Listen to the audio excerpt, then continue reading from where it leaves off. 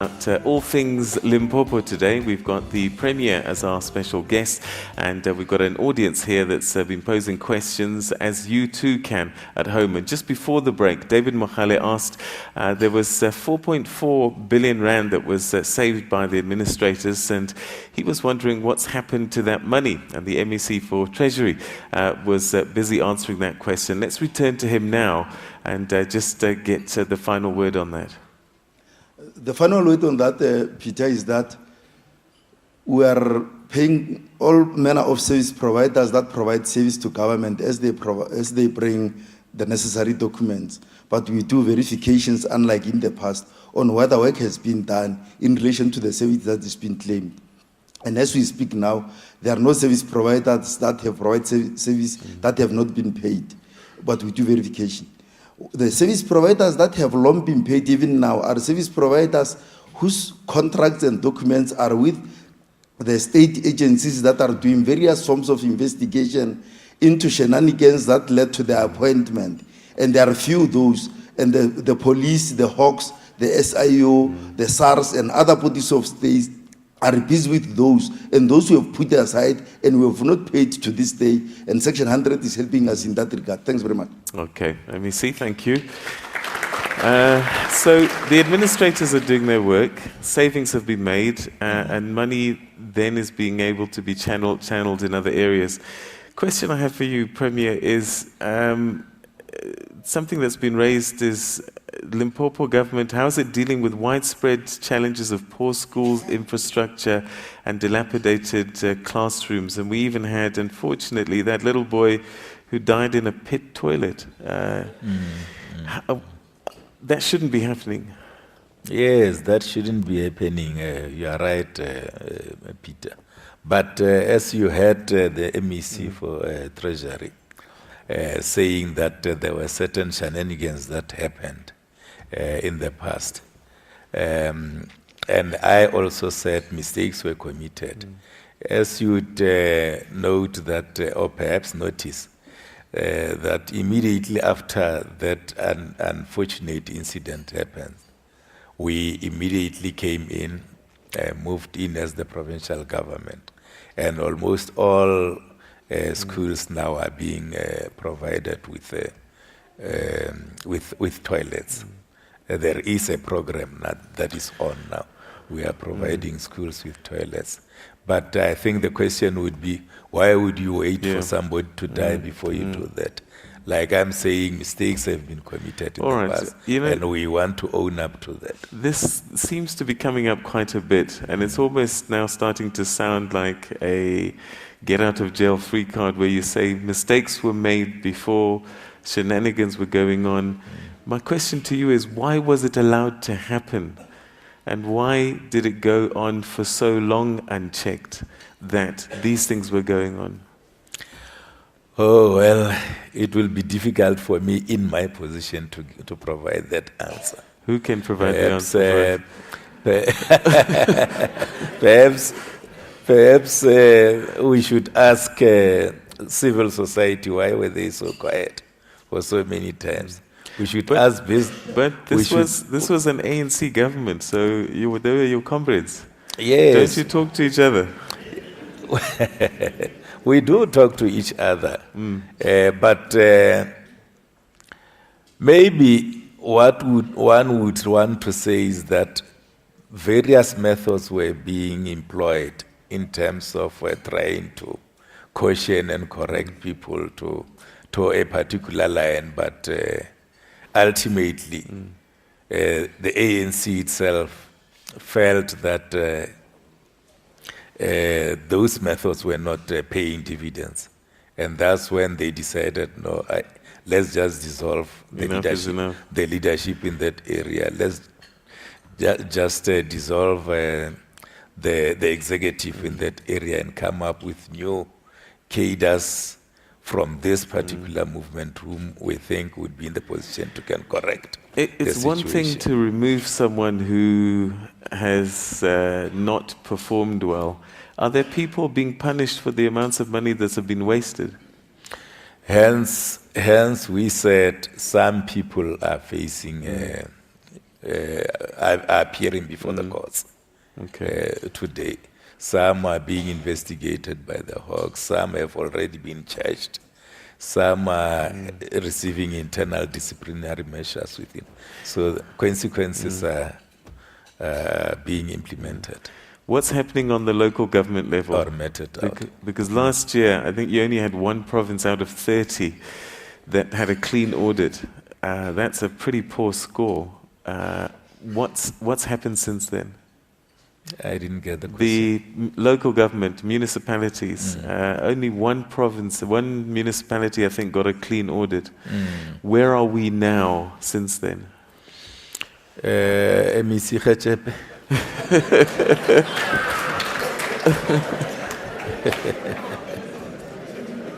Okay, so I've almost got a feeling that you're going to start by saying there were mistakes made, there were shenanigans.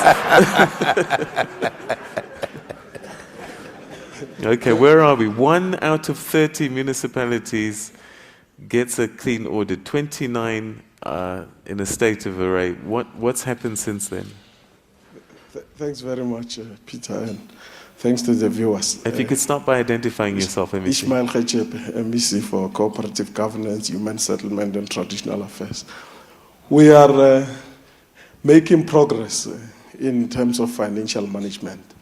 What we did was put up a program to support municipalities. We've got financial management support to 14 municipalities, and they have now begun to improve. There are a number of challenges which were picked up in the audit that was done by the Auditor General in the last financial year. Indeed, there were 2 cross-cutting issues that have affected the audit outcomes of municipalities. It's the road infrastructure that has been constructed by the municipalities, and the issue of the wage curve, which was a collective agreement. They have actually affected our municipalities in terms of audit outcome. But the Auditor General's office itself confirmed that we are making more progress. There are a number of issues that will pull a number of municipalities out of those challenges.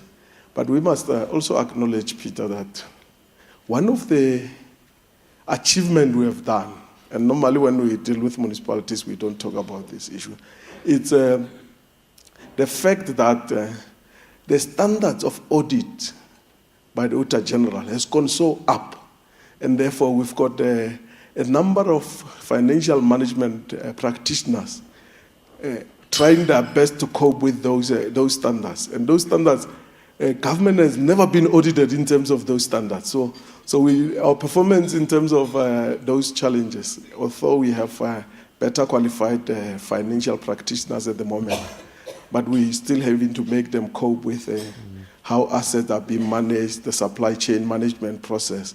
And there's a lot of training and support that is done by National Treasury, COCTA, and ourselves. Are you satisfied that you've got a handle on things that go beyond just not able to administrate, but things like corruption?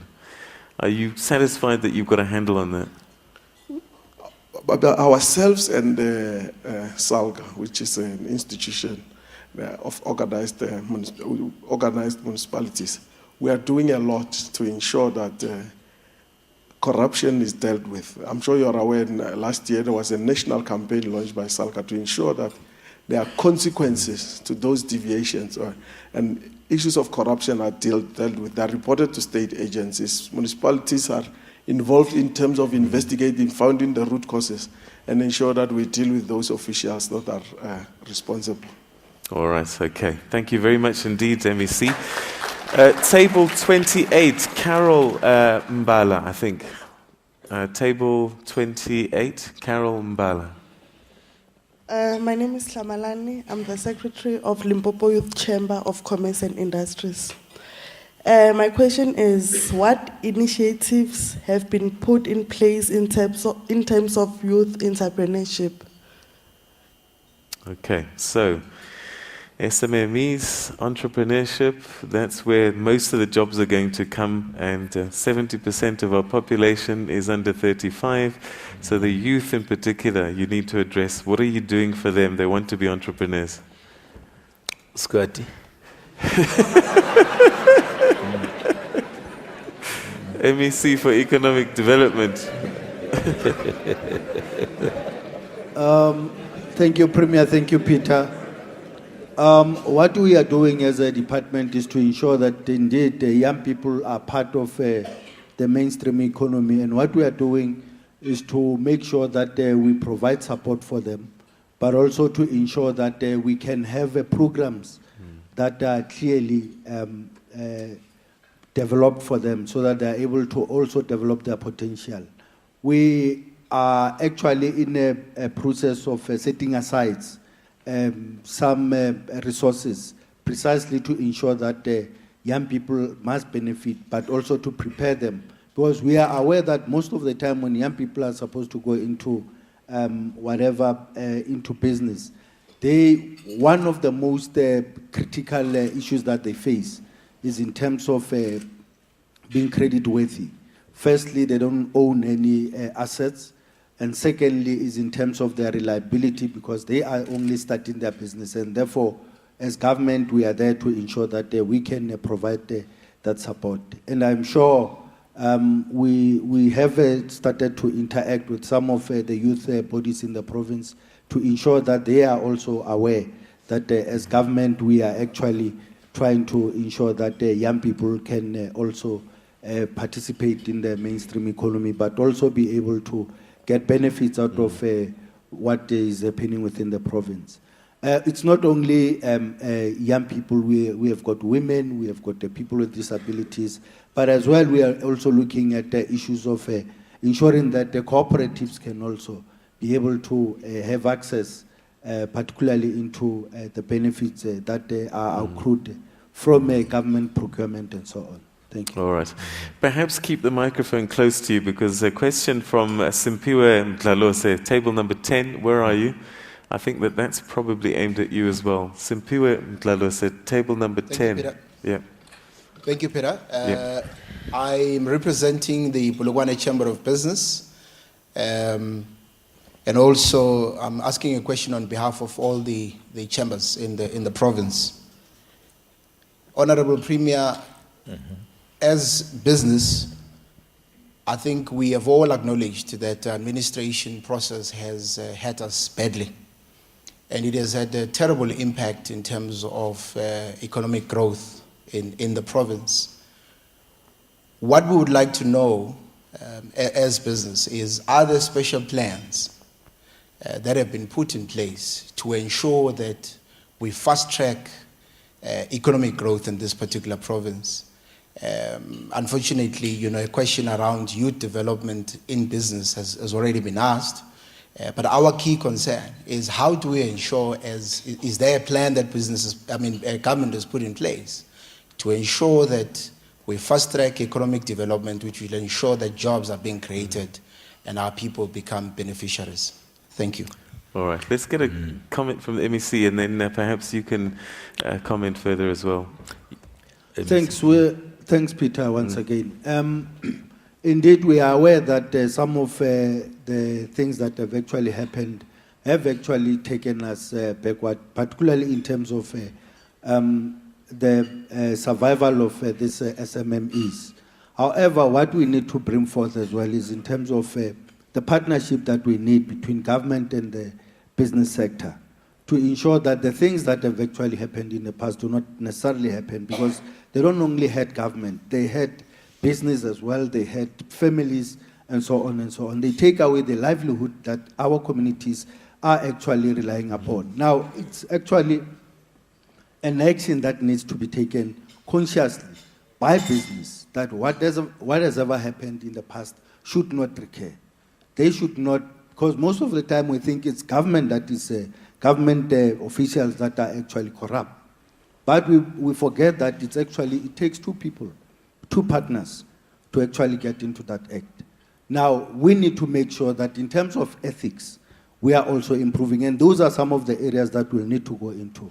But as well, in terms of ensuring that indeed our SMMEs can actually rely on what government is providing in terms of procurement, but also go beyond that, because we've got a youth sector in terms of whether it's agriculture, whether it's mining, whether it's services and so on and so on. We need to find a way of ensuring that our people go beyond this, but also become the main role players. We are talking to the mining industry as we are speaking now, that we need to make sure that whatever manufacturing in terms of the inputs that go into mining, they should actually be coming from this province. And therefore, it shouldn't be people from other provinces alone who are actually getting the manufacturing opportunities and so on. People from the province. And now this is what our business need to be doing to ensure that they also ready themselves to ensure that they can actually get into those opportunities. But indeed, we are aware of the fact that business has been hurt, and we are in a process of ensuring that we can continue to work together with business to strengthen it and make sure that as we move forward, all of us are able to do things properly, so that we are able to, because this is the environment that can only create an enabling environment for business to thrive, but as well for economy to grow. If you have this kind of things that are so much negative, our economy will never grow. All right. Well, it's such an important area, Premier. And I want to ask you as well, as you comment, when you brought him into the executive and you brought him into your office, you sat him down, the MEC, what did you tell him he must do? I thought you were going to ask, what did you tell him he must not do? I actually told him that he must not do certain things that are alleged his predecessor did. That was the first thing. The second thing was that, look, you are an MEC, you've got delegations, and I want you to freely apply yourself and make sure that you unleash all your potential and to ensure that you deliver on this mandate. I am not going to tell you how or what, but I've got all the confidence in you that you'll do that. That is what I said to him. But coming back to this question, it is unfortunate, Peter, that we are attributing the setbacks that business is having currently to the coming in of the intervention team. As you would remember, from the first year, 2009, when the previous administration came in, we had business organizations mushrooming, protest organizations, what you'd call protest organizations. You have Fole and the like, Forum for Business, for Limpopo entrepreneurs, calling on the then administration that, look, our businesses are collapsing because of the way and the manner in which you do things. So long before the administration came into it was the end of 2011? No, long before then, there were setbacks that were encountered by the business community. I think Mr. Mdlalus would remember that. When the intervention team came, then they wanted to rectify the wrongs that were committed in the past. And it was not very easy for them to do so. And there were certain assumptions that were made by the intervention team, which were proved not necessarily to be correct. Like, you would get the willing warm bodies, you will be readily accepted or welcomed when you go into the public service. And that was not necessarily the case. And those were various impediments that the intervention team had. But all in all, I think Mr. Mdlalus should be happy that the intervention team assisted this province in saving the cake that we are all sharing from. Otherwise, had it not been here, I'm telling you, you wouldn't even be having the list that you are having currently. Okay. Table 32. Masorele, is it Moloto?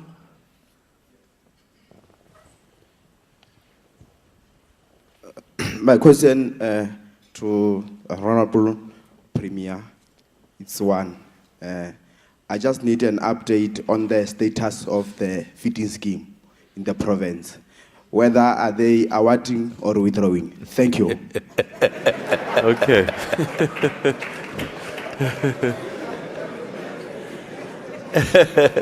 MEC, are you awarding? All right. So, No, I don't deal with supply chain management issues of departments. So that is why I would want the MEC to respond to that. all right. So, if you could identify yourself, MEC. Thank you very much, Dikeledi Magazi.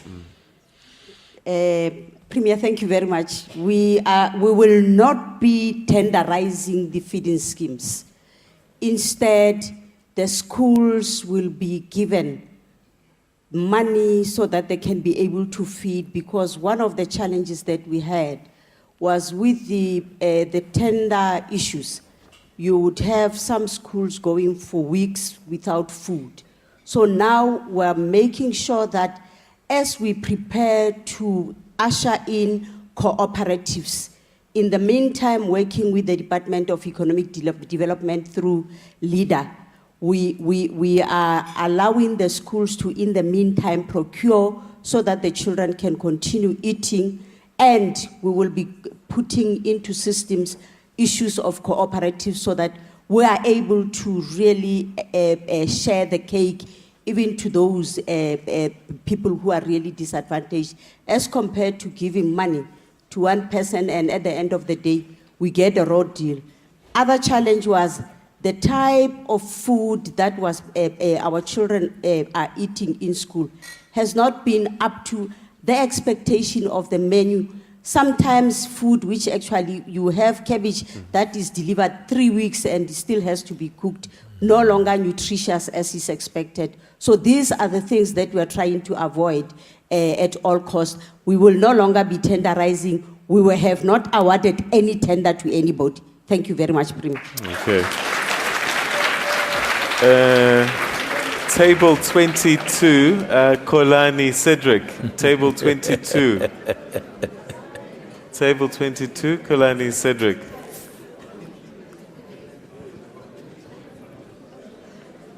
Yeah, thank you, Honorable Premier and the members of Executive Council. My name is Kolani Tibrau Cedric. I'm representing Muvumoni Royal Council. I've got this question to the Premier and his members of Executive Council. I'm concerned about a 10-kilometer road from Begwa to Muvumoni area. We wrote several letters to Tulamila Municipality, Vembe District, Road Agency Limpopo, Department of Roads and Transport, and Office of the Premier. And I haven't get any response how I'm going to address the matter. The reason why I'm asking this question, on that road, if it rains, you can't enter our area. Our old age people, they tend to travel 10 kilometers in order to get their child support grant or even their grants. Even the teachers from outside the village, if it rains 2 to 3 weeks, some months before. So you see, even the emergencies, the police service, they can't enter that area. And then I just want to ask, which procedure can we follow as a residents of that area in order to address this matter? Thank you. Okay, Premier. Datemaso. All right. MEC, if you could identify yourself and what you're the MEC of. Thanks very much, Peter. Honorable Premier, Lehlohonolo Masoa, MEC responsible for roads and transport.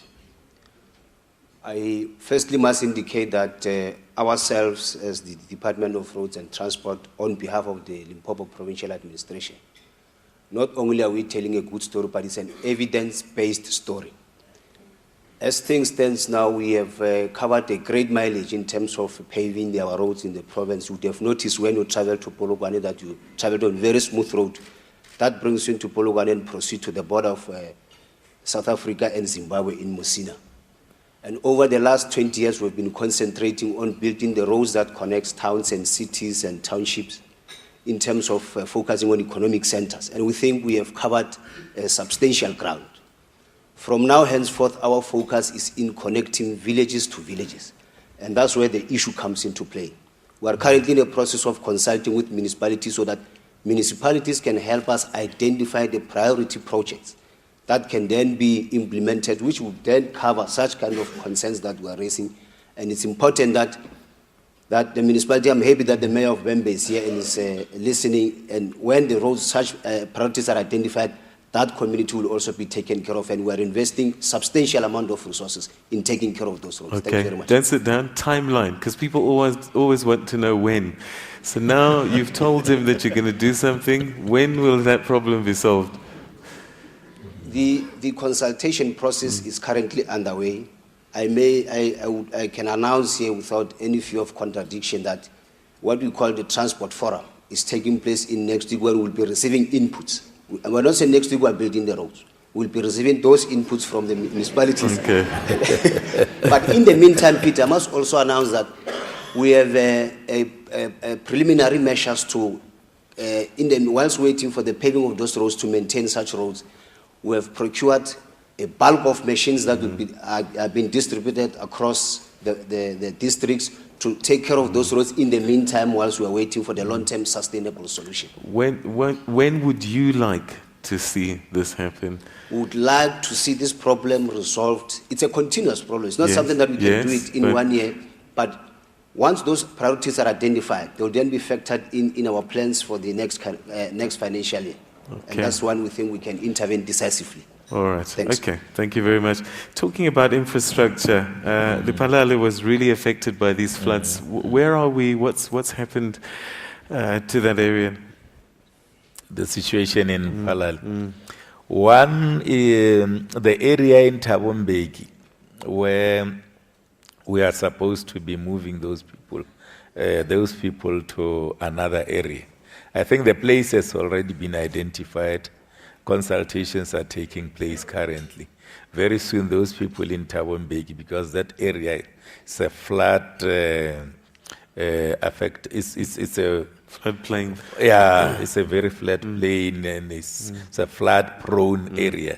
So we'll be moving those people very soon. We are assisting the municipality to do that. But perhaps the mayor of Waterberg can assist us in telling us about the declaration of a disaster area in that area. Okay, do we have the mayor of Waterberg? And I just want to say that Waterberg was the one municipality that had a clean audit, so congratulations to you on that one. Yes, Peter, thank you very much. Even though we are qualified, but we are still maintaining the status of ambassadorship of clean audit. Yes, back to the question of disaster. Yes, we had a flurry of processes that we undertook as the municipality. We had a special council meeting where we took a decision to declare Waterberg as a local disaster area. And after we did that, then we had a composite and comprehensive report to the office of to the provincial office. Then they are dealing with it. As I'm speaking, the national office is aware of that, and engineers will be coming as early as next week to identify all the areas that are highly affected, especially Lephalale being the first democratic city in the whole Republic of South Africa. So we're going to deal with it so that we cannot be confronted with that situation. Thank you, Peter. Okay, thank you very much indeed, Executive Mayor. Table 23, we've got Maleke Mokhanyetsi. Okay, yes. Thank you, Peter, and the viewers. To our Premier, with the province being placed under administration in December 2011, what strides have you made since in office in dealing with corruption? Is the province ready if the administration are to leave tomorrow? What assurance are you giving to the people of Limpopo? Thank you. The province is very ready. As I always say, when the administration came, the province was just like a patient who was in ICU. And the administration came and this patient went out of ICU. And currently, where we are currently, and I am not even talking about the coming 3 months. Where we are currently, I'm very sure that this patient is ready to go home. Okay. but will remain as an outpatient for some time. Yes. Okay. All right, table 11, Elizabeth Makondo. Table 11, Elizabeth Makondo. Thank you, Peter. I work for the Small Enterprise Development Agency, and my question was partly answered by MEC Sikwati, but also Manmagadzi articulated on the issue of cooperative development. I'll just rephrase on that question because there has been talk that there'll be set asides in terms of resources in order to support cooperative development. When are we going to finalize these strategies so that at least we put up the word out there to the government departments and local departments to say, start supporting cooperatives, buy from cooperatives. So that's my question. When are we finalizing instead of talking? When are we finalizing the strategy, Squatty? Instead of talking was an important qualification. Thank you once again, Premier. We are not talking, we are doing. We have actually long finalized the strategy, and what is left in this coming new financial year is just to make sure that we are implementing. We have already spoken with the Treasury in terms of how are we going to be dealing with the issue, because we know that there is a PFMA, there are regulations and so on, but we have finalized and we are sure that we are going to make sure that our cooperatives are going to start benefiting from this financial year. Thank you. Okay, thank you very much indeed. Table 34, we have Rulani Machidza. Table 34, Rulani Machidza has a question, and Rulani is with ESCOM. Thank you. Thank you, Premier and Peter. I think for us and for me, on behalf of ESCOM, is more to comment and congratulate in terms of the electrification access of 87%, and also to pledge the way forward for 100% together with our municipalities. I think most of the issues have been raised, and probably for us to be more specific in terms of how we can together improve the lives of our people in the province. Thank you. Okay. Thank you, Esco. Okay, table number 1, Matsepo Kumalo. Table number 1. Thank you very much, Peter. Honorable Premier, my question is, as Limpopo is a progressive province, how do we ensure that women who are in business and aspire to be in business, take advantage of these opportunities? The MEC for Lidet spoke about, the Lepalale project, there's the dam project. How do we ensure that women in business are put forward, and what are your advocacy plans for women in business? Maybe before Squatty comes in, what I can tell you, my sister, is that, for example, in this province, you've got the Limpopo Economic Development Agency, which has what you would call targeted assistance program, which targets previously disadvantaged, or perhaps what you would call vulnerable groups. That would include your youth, people living with disabilities, women, and the like. As we would know, For example, we've got what you call technology for women in business, which is being implemented from the department of Mr. Squati and the National Department of Trade and Industry, which targets specifically the women in business. And within that program, there are programs, specific programs that are targeting women. And I know a number of women in this province who benefited out of that project. That is quite, perhaps you can add on this. Thank you. I think Honorable Premier has already said much. But just to say that we are aware that there are organized women in business, and we should be working with them to ensure that we can find a way of ensuring that in terms of their interests, because there are women in mining, women in this, women in that, to ensure that we can continue to build their capacity as well, to make sure that whatever opportunities that are there, they are able to also benefit. But I know that actually we have been through LEADER. We have already been working with women. I think what we need to do is just to make sure that we accelerate in terms of the projects that we have, and make sure that the women are benefiting from these initiatives. Thank you. Okay, we've been talking about corruption and maladministration, etc., etc. Are you happy that there is none of this happening in the police? Because we've got residents in, I think it was Relela, Kubiana, who were saying that the police there were protecting suspected criminals in the area. They're saying that police must be punished, and they should stop shielding suspected killers.